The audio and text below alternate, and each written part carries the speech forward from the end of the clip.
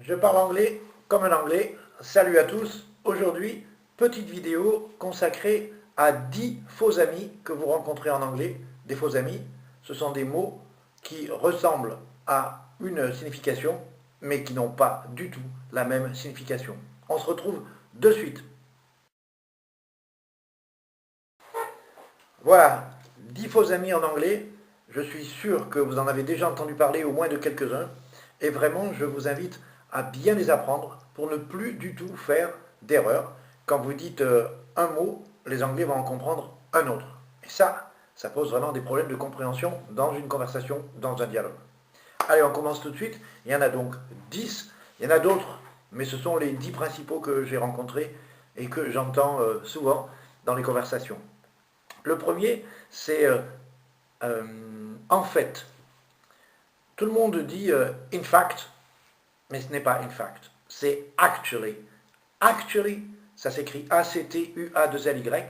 Actually, ça ne veut pas dire actuellement. Actually, ça veut dire en fait. Pourquoi n'as-tu pas répondu à mon SMS hier?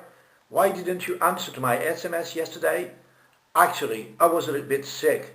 En fait, j'étais un peu malade. Actually, I was a bit sick. Actually, en fait. C'est le premier faux ami. Ça ne veut pas dire actuellement. OK? Le deuxième, c'est eventually. Eventually, ça ressemble à éventuellement, mais ça ne veut pas dire éventuellement. Eventually, ça veut dire finalement. Finalement, j'ai réussi mon examen. Eventually, I succeeded in my exam. Eventually, I succeeded in my exam. Eventually, finalement.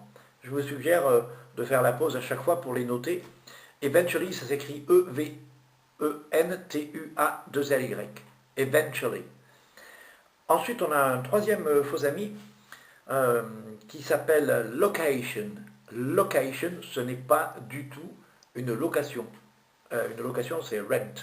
A location, c'est un lieu, un endroit. On doit changer d'endroit pour les prochaines vacances. We should change our location for our next holidays. We should change our location for our next holidays. Location, un lieu, un endroit. Ensuite, on a, ah oui, proper. Proper, ça ne veut pas dire propre. Propre, c'est clean.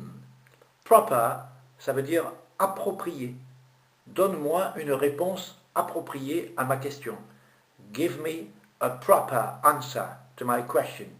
Give me a proper answer to my question. Proper, approprié.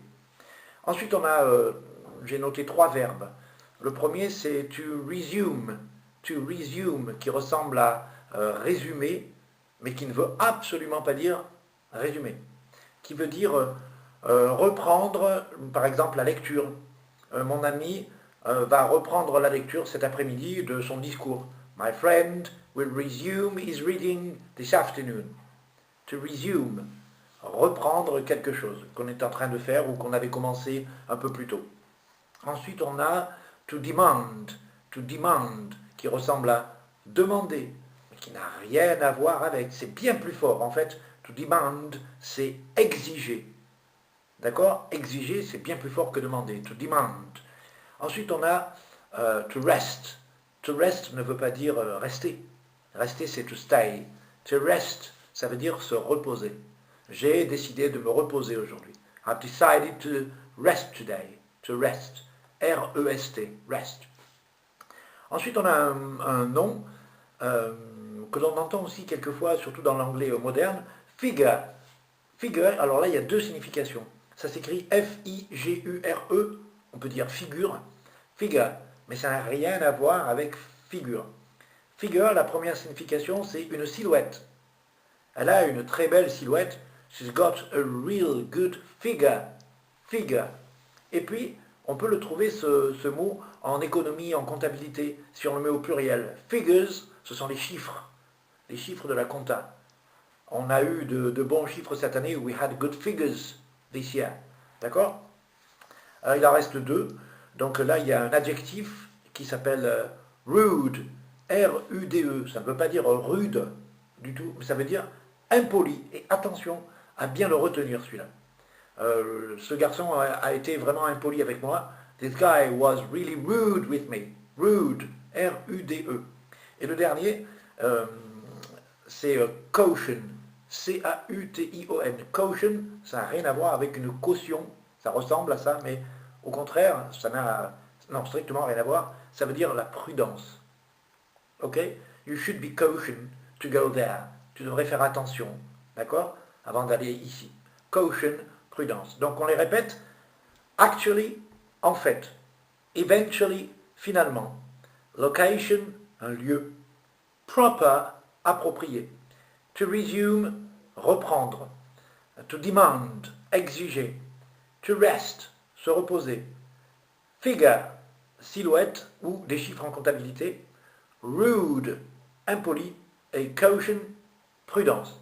Voilà les 10 faux amis que je vous invite à retenir, à noter quelque part dans un cahier de vocabulaire et faire attention à les employer à bon escient. Je vous remercie de votre attention.